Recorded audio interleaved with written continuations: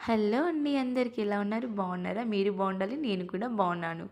కుక్కర్‌లో బగారా రైస్ ఎలా చేయాలో చూపిచ్చేస్తాను వచ్చేసేయండి. ముందుగా కుక్కర్ పెట్టి దాంట్లోకి ఆయిల్ అయితే వేసేసానండి.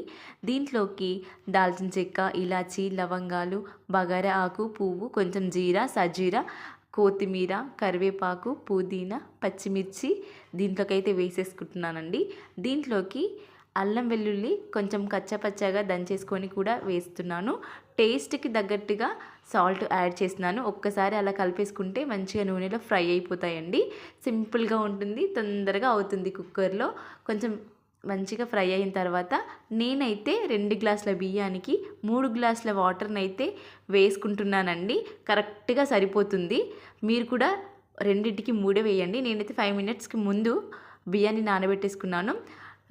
మనమైతే మామూలుగా బగోన్లో వండితే మాత్రం ఆ నీళ్ళు మసలాలి. కాకపోతే కుక్కర్‌లో కాబట్టి మసలనవసరం లేదండి. డైరెక్ట్‌గా బియ్యాన్ని వేసేసి 3 విజిల్స్ వచ్చేంత వరకి పెట్టండి. అంతే. అన్నం పర్ఫెక్ట్‌గా అవుతుందండి. మీరు కూడా ట్రై చేయండి కుక్కర్‌లో. ఎంత బాగా అవుతుందంటే చూడండి, విజిల్స్ అయితే వచ్చేసాయి. అయిపోయింది. రైస్ కూడా చాలా బాగా అయిందండి. చూస్తున్నారు కదా! మీకైతే చూపిస్తున్నాను. సూపర్‌గా అయింది. అన్నాన్ని అయితే చూడండి. పొడి పొడిగా చాలా బాగా అయిందండి. ఓకే అండి. మీరు కూడా ఒకసారి ట్రై చేయండి. బాయ్.